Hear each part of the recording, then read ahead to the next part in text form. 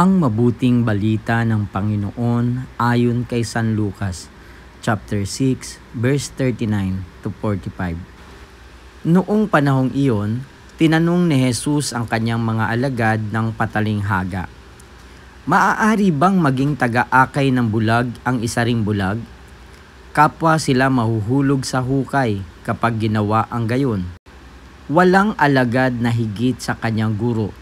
Ngunit kapag lubusang naturuan, siya'y magiging katulad ng kanyang guro. Ang tinitingnan mo'y ang puwing ng iyong kapatid, ngunit hindi mo pinapansin ang tahilan sa iyong mata. Paano mo masasabi sa iyong kapatid, 'Kapatid, bayaan mong alisin ko ang iyong puwing,' gayong hindi mo nakikita ang tahilang nasa iyong mata? Mapagpaimbabaw, alisin mo muna ang tahilan sa iyong mata at makakakita kang mabuti. Sa gayoy maaalis mo ang puwing ng iyong kapatid. Walang mabuting punong kahoy na namumunga ng masama at walang masamang punong kahoy na namumunga ng mabuti.